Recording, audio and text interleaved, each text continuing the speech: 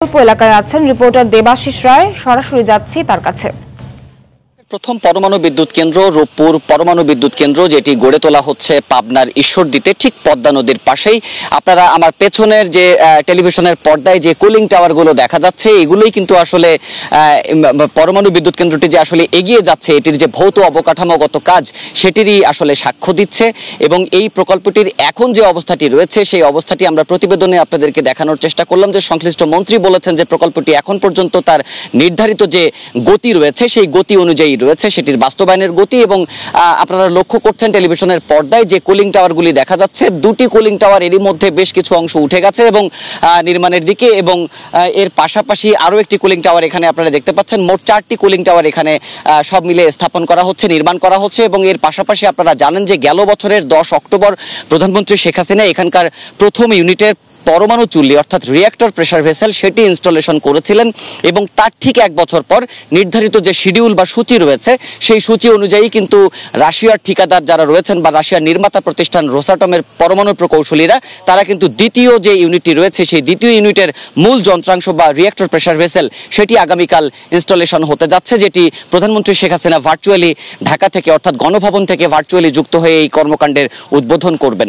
এখন পর্যন্ত প্রকল্প এলাকাতে এসে যে অবস্থাটি দেখা যাচ্ছে, সেটি অনুযায়ী আমরা আপনাদেরকে বলতে পারি যে এখানকার বৃহৎ যে কর্মযজ্ঞ, বাংলাদেশের আর্থিক অঙ্কের সবচেয়ে বড় প্রকল্প এই রূপপুর পরমাণু বিদ্যুৎ প্রকল্প, এবং যেটি নির্মাণে এখন পর্যন্ত ব্যয় ধরা হয়েছে 1,13,000 কোটি টাকা, যেটি মন্ত্রী বা সংশ্লিষ্ট দপ্তরগুলো নিশ্চিত করেছে এই ব্যয় আর বাড়ার কোনো শঙ্কা নেই। একই সঙ্গে এই প্রকল্পটির নিরাপত্তার দিক থেকে তারা বলছেন যে এই প্রকল্পের মূল যে রিঅ্যাক্টর আইল্যান্ড অর্থাৎ যেখানে মূল পরমাণু চুল্লিটি বসানো থাকবে, সেটির 300 মিটার পরেই কিন্তু পুরো নিরাপদভাবেই মানুষজন চলাচল করতে পারবে। এবং এখান থেকে রেডিয়েশন বা বিকিরণের যে মাত্রা, সেটি কিন্তু আসলে নিয়ন্ত্রণ করার জন্য এখানকার যে সর্বাধুনিক ব্যবস্থা সেটি যেমন রাখা হয়েছে, এর পাশাপাশি আশপাশের যারা লোকালয়গুলো রয়েছে, সেই লোকালয়গুলোতেও কিন্তু সেই রেডিয়েশন কন্ট্রোল মনিটর বা সেই রেডিয়েশনের মাত্রা কোন মাত্রায় বিপজ্জনক যাচ্ছে কিনা, সেটি কিন্তু এখানকার লোকালয়ে যারা বসবাসরত অধিবাসী তারাও কিন্তু সেই বিষয়গুলো অবলোকন করতে পারবেন। সেই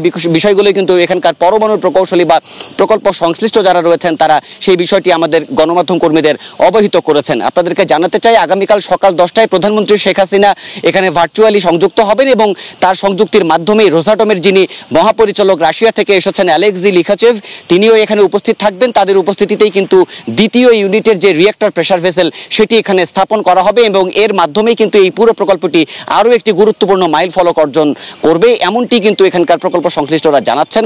সব মিলিয়ে এখন পর্যন্ত এই ছিল রূপপুর পরমাণু বিদ্যুৎ প্রকল্প থেকে আমার কাছে সবশেষ তথ্য। ফিরছি স্টুডিওতে। এতক্ষণ সরাসরি যুক্ত ছিলাম পাবনা থেকে।